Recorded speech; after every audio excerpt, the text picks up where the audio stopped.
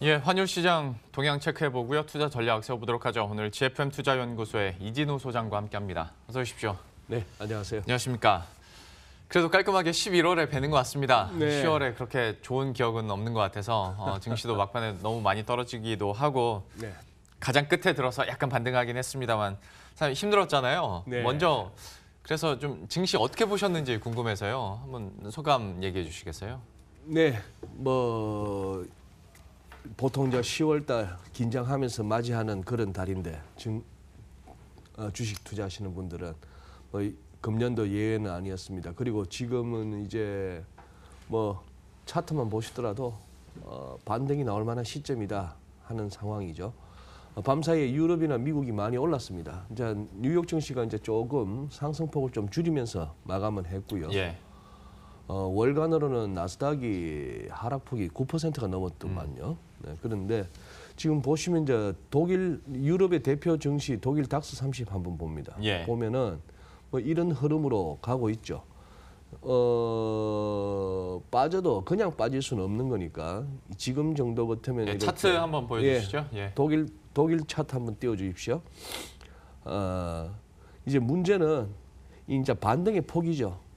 보시다시피 과거를 보시죠. 예전에 이런 식의 흐름 이 정도 이렇게 했으면은 자 이쯤 왔으면은 여기서 어떻게 계속 떨어지겠습니까 시장이? 자 이제 올라오는데 그렇다면 이제 기술적으로 접근해야겠죠. 일간 차트상의 일목균형표상의 기준선 정도 아니면 반등이 크다면은 이 하락 추세선까지도 이런 정도겠고요. 나스닥 같은 경우에는 이제 위클리에서 어쨌거나 이렇게 아래 꼬리 달리는 게 만들어졌습니다만 그래서 이제 60주 이평선까지 올라왔습니다. 문제는 오늘 목금 이틀 남았잖아요. 예. 목금 이틀 남아가지고 이 위클리 캔들 모습이 어떤 식으로 될지 여기서 위로 조금 더 올라가면서 긴 아래 꼬리를 남기면서 이번 주를 마감한다면은 선거 직전에 조금 더 하락폭을 줄이는 정도. 우리 코스피 이 선이 깨진 건 아쉽습니다. 네. 이 선이 깨진 건 아쉬운 상황이고 예전에 말씀드렸다시피 이 신랄 같은 이 구름대 예. 이게 그래도 현재로서는 지지선 역할을 해줄 수 있는 그런 상황인데요. 그렇게 해서 간다면은 현재로서는 큰 욕심 내기는 어렵습니다. 이 선까지 지금 이제 많이 가면 한 2,200 정도를 네. 갖다가 이제 한번 생각해 볼 수 있는 그런 흐름입니다. 참 저 점선이 너무 허무하게 깨져가지고 네, 쉽게 네. 깨져가지고 많은 분들이 허탈해하셨을 것 같은데 그 보셨던 그 희미한 구름대만큼은 좀 지켜주기를 바라면서 11월 네. 증시 한번 시작해 보도록 하겠습니다.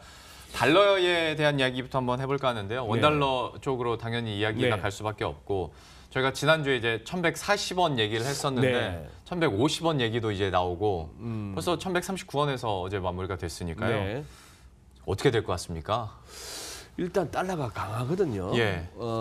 달러가 강하고 그 강한 달러에 비해서는 서울에서는 또 이렇게 잘 못 가는 우선 현 시세를 한번 보고 가시죠.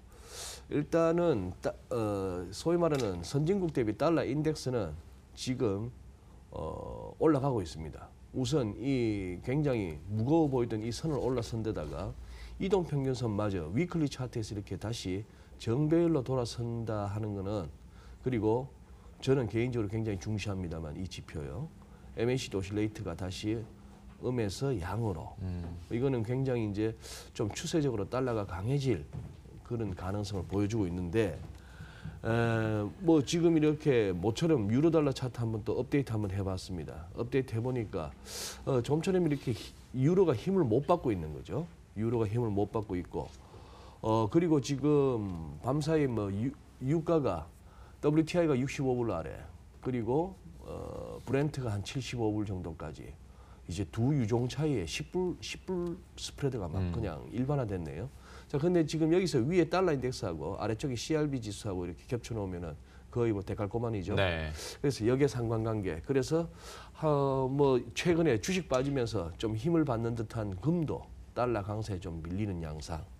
그런데 말씀하신 대로 이 1,140원이 무겁긴 무겁습니다. 무겁은데 우리도 어쨌거나 올라갔다고 보는 게 맞을 것 같아요. 예. 그래서 1,140원은 열릴 것 같은데 이게 팍팍 못 가는 상황. 그리고 이렇게 얘기합니다. 한 5조 팔았잖아요. 네. 주식에서만 10월 달에.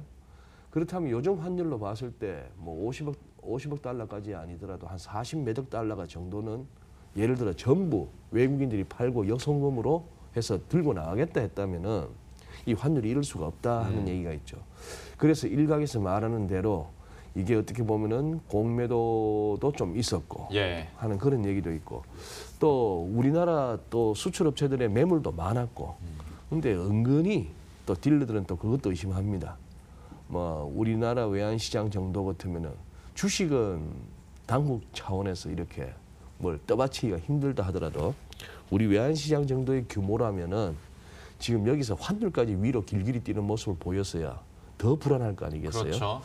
조금은 어떤 뭐 당국도 역할을 하지 않았을까 하는 생각도 뭐 딜러들이 하고 있더라고요. 당국이 너무 아무것도 안 한다고 증권가에서 벌민 소리가 나오는데 하긴 하고 있었던 것 같군요. 네. 환율 시장에서는 차라리 무슨 뭐 5천억 가지고 뭐 주식 살려보겠다 하는 그 얘기보다는 훨씬 낫습니다. 차라리 이런 걸로 방어해 주는 게 낫다. 예, 그것도 공감이 되는 것 같습니다. 네.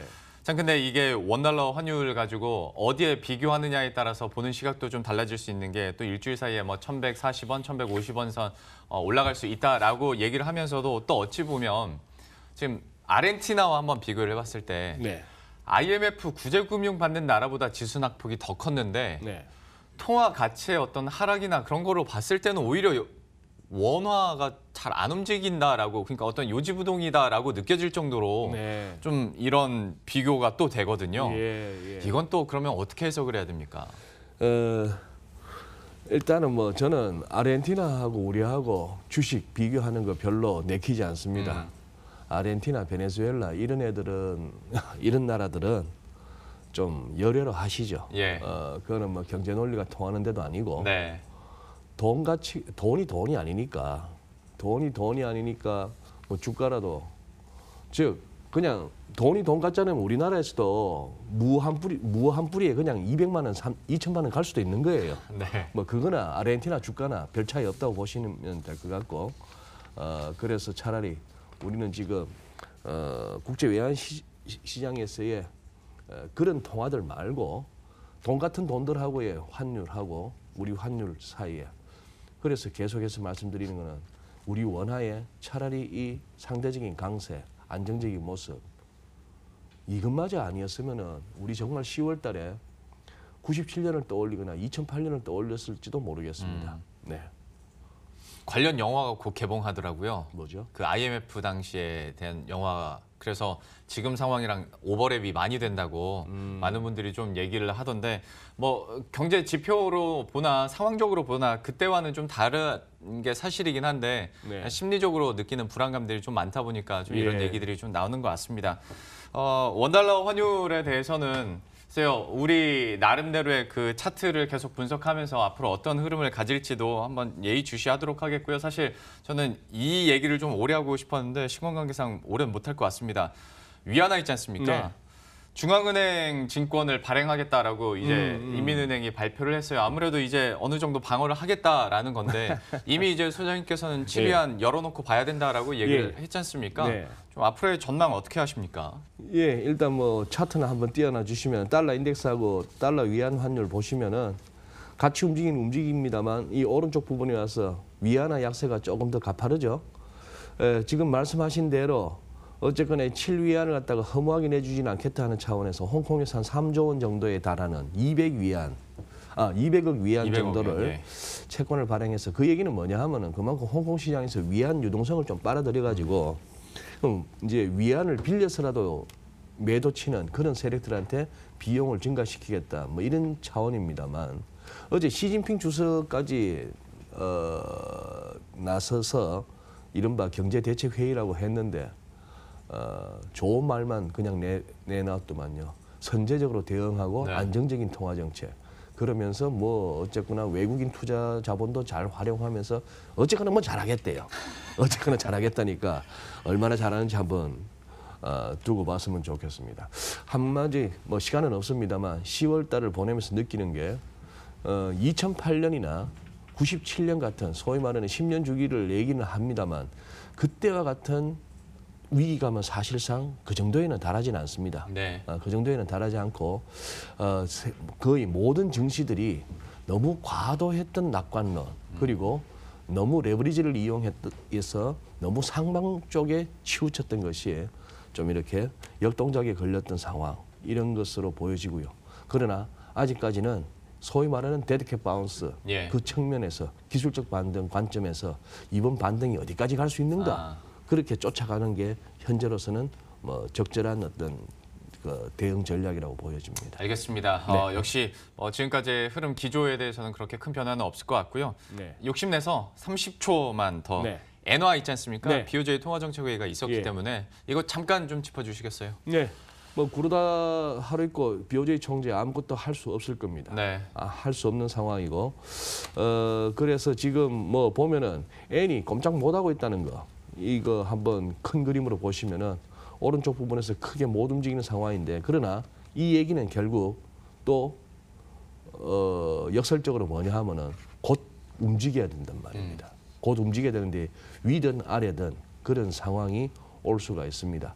그래서 전반적으로 달러 자체도 미국 중간 선거 이후로 크게 한번 방향성이 바뀔 수가 있습니다. 달러 강이 더 가팔라질 수도 있고 네. 달러가 약으로도 돌 수 있는 상황. 그래서 이번 중간 선거 뭐 늘 있는 중간 선거이긴 합니다만 유난히 이번에는 시장에 몸담고 있는 분들이 그 결과 그리고 그 결과 이후에 시장이 어떻게 움직이는가. 우리는 결국 국제 금융시장과 글로벌 증시의 팔로워예요. 네. 우리가 주도하는 건 아니고 그냥 보고 대응하는 수밖에 없습니다. 이번에 구로다 총재도 뭐 좋은 얘기만 하고 기자회견 끝냈던데요. 뭐 이번 말이야 뭐 예, 뭐 말로야 뭐든 뭐 하겠습니다. 원론적인 네. 얘기들만 했는데 네. 얘기해 주신 것처럼 중간 선거 이후에 각국의 중앙은행들이 또 어떤 변화를 가질지도 저희가 지켜보도록 하겠습니다. 지금까지 GFM 투자연구소의 이진우 소장과 함께했습니다. 고맙습니다. 네, 감사합니다.